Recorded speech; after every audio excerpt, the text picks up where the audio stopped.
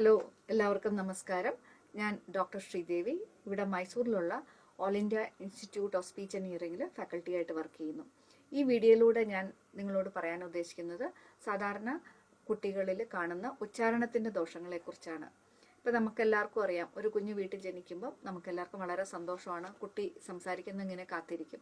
3-4 മാസം ആകുമ്പോൾ തന്നെ കുട്ടികൾ പല ശബ്ദങ്ങളും പുറപ്പെടുപ്പിക്കാൻ തുടങ്ങും. അത് പിന്നെ കൂടി വരും.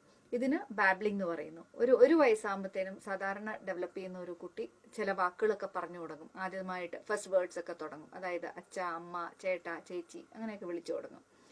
പിന്നെ ഒരു 1.5 വയസ്സാകുമ്പോഴത്തേനും ഏകദേശം ഒരു 15 വാക്കുകളൊക്കെ പറയും. 2 വയസ്സാകുമ്പോഴത്തേനും അതിലും കൂടുതലായിട്ട് ഒരു 50-60 വാക്കുകൾ പറയും. 2 വയസ്സിന് ശേഷം വളരെയധികം വേഗത്തിൽ തന്നെ ഈ വൊക്കാബുലറി ഡെവലപ്പ് ചെയ്യും. അപ്പോൾ അതേപോലെ തന്നെ ഉച്ചാരണത്തിൻ്റെ കാര്യം അതുപോലെയാണ്. പല സ്റ്റേജസിലായിട്ടാണ് ഇത് ഡെവലപ്പ് ചെയ്യുക. 2 വയസ്സാകുമ്പോഴത്തേനും നമ്മുടെ ഭാഷയിലുള്ള പല അക്ഷരങ്ങളും കുട്ടികൾ വ്യക്തമായിട്ട് പറയും. പ, ബ, ത, ക അങ്ങനെയൊക്കെ. പിന്നെ 2 വയസ്സിന് ശേഷം സ, ഷ അതൊക്കെ വരും. പിന്നെ 3 വയസ്സൊക്കെ കഴിയുമ്പോഴത്തേനും റാ, കുറച്ചുകൂടെ ബുദ്ധിമുട്ടുള്ള അക്ഷരങ്ങളൊക്കെ പറയും. ഇപ്പം ഈ ചെറിയ പ്രായത്തിൽ 2-3 വയസ്സ് വരെയൊക്കെ കുട്ടികൾ കൊഞ്ചി പറഞ്ഞാലും വ്യക്തതയില്ലെങ്കിലും നമുക്കത് കേൾക്കാൻ രസമാണ്.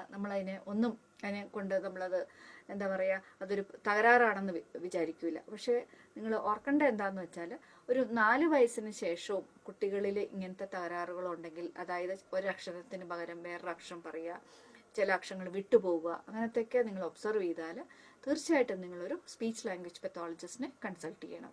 ഞാനും ഒരു സ്പീച്ച് ലാംഗ്വേജ് പെത്തോളജിസ്റ്റാണ്. കുട്ടികളിൽ ഇങ്ങനത്തെ ദോഷങ്ങളെക്കുറിച്ചൊക്കെ എല്ലാം ഞങ്ങളുടെ ഇൻസ്റ്റിറ്റ്യൂട്ടിൽ ചികിത്സിക്കുന്നതായിരിക്കും. പിന്നെ വേറൊരു കാര്യം പറയാനുള്ള, ഈ ഉച്ചാരണത്തിൻ്റെ ദോഷങ്ങൾ എന്തുകൊണ്ടാണ്, കാരണം എന്താണ്? ഒന്നാമതായിട്ട് നമുക്കറിയാം, നമ്മൾ വ്യക്തമായിട്ട് സംസാരിക്കണമെങ്കിൽ കേൾവി നോർമലായിരിക്കണം. അപ്പം ഒരു കുട്ടിക്ക് ഉച്ചാരണത്തിന് തകരാറുണ്ടെങ്കിൽ ആദ്യം നമ്മൾ സംശയിക്കേണ്ടത് കേൾവി ശരിയാണോ എന്നാണ്. അപ്പോൾ കേൾവി ടെസ്റ്റ് ചെയ്യണമെങ്കിൽ ഒരു ഓഡിയോളജിസ്റ്റിൻ്റെ വിദഗ്ധമായ പരിശോധന ആവശ്യമാണ്. പിന്നെ വേറെ ഒരു കാരണം എന്താണെന്ന് വെച്ചാൽ, കുട്ടിക്ക് ബുദ്ധിമാന്ദ്യത ഉണ്ടെങ്കിൽ, അല്ലെങ്കിൽ സെർബ്രൽ പാൽസി എന്ന് പറഞ്ഞൊരു കണ്ടീഷനുണ്ട്. ബ്രെയിൻ ഡാമേജ് ആയിട്ട് കുട്ടികളുടെ എല്ലാ ഡെവലപ്മെൻറ്റും ഡിലേഡ് ആയിരിക്കും. അപ്പം സ്വാഭാവികമായി സംസാരവും ഡിലേഡ് ആയിരിക്കും. പിന്നെ വേറൊരു കണ്ടീഷൻ മുച്ചുണ്ടുണ്ടാവാം. അല്ലെങ്കിൽ വേറൊരെണ്ണം ടങ് ടൈ എന്ന് പറയും. അതായത് നാവിൻ്റെ ചലനം അത്ര ഫ്രീ ആയിരിക്കില്ല, നാക്ക് ഒട്ടിപ്പിടിച്ച പോലെ ഉണ്ടാവും.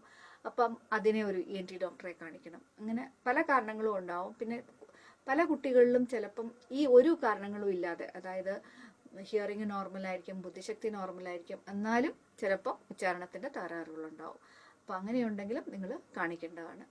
പിന്നെ നമ്മുടെ കമ്മ്യൂണിറ്റിയിൽ പലപ്പോഴും ഈ ഉച്ചാരണത്തിൻ്റെ ദോഷം ഉണ്ടെങ്കിൽ, അത് അച്ഛൻ ലേറ്റായിട്ടായിരിക്കും പറഞ്ഞത്, അല്ലെങ്കിൽ അച്ഛൻ ഇങ്ങനത്തെ തകരാറുകളുണ്ടായിരുന്നു കുട്ടിയുടെ, അല്ലെങ്കിൽ വേറെ ആർക്കെങ്കിലും ഫാമിലിയിലുണ്ടായിരുന്നു എന്ന് വിചാരിച്ചിട്ട് ഇത് ഒരു വിദഗ്ധനെ കാണിക്കാൻ വളരെയധികം ഡിലേ ആവുന്നു. അപ്പോൾ എന്ത് പറ്റും? കുട്ടികൾക്ക് അത് പഠിച്ചെടുക്കാനും ബുദ്ധിമുട്ടാണ്. അപ്പോൾ ഒരു 4 വയസ്സിനുള്ളിൽ കുട്ടി വ്യക്തമായിട്ട് സംസാരിച്ച് തുടങ്ങിയിട്ടില്ലെങ്കിൽ തീർച്ചയായിട്ടും നിങ്ങൾ കൺസൾട്ട് ചെയ്യണം. പിന്നെ ഇതിൻ്റെ ഇമ്പാക്റ്റ് എന്താണ്? ഇങ്ങനെ കുട്ടികൾക്ക് ഈ വർത്തമാനത്തിൽ തകരാറുകളുണ്ടെങ്കിൽ എന്തു പറ്റും? സ്കൂളിൽ പോകുമ്പോൾ പലരും കളിയാക്കും, ടീച്ചേഴ്സ് അറ്റൻഷൻ കൊടുക്കില്ല. അപ്പോൾ അതൊക്കെ അവരുടെ പഠിത്തത്തിനെയും അക്കാഡമിക് എബിലിറ്റീസിനെയും കൂടെ ബാധിക്കും. അപ്പോൾ അവരുടെ ഗ്രേഡ്സ് കുറയും. പിന്നെ അത് മാനസികമായിട്ടുള്ള പല പ്രശ്നത്തിനും വഴിയൊരുക്കും. അപ്പോൾ അതിനൊന്നും നമ്മൾ ഇടകൊടുക്കാൻ പാടില്ല.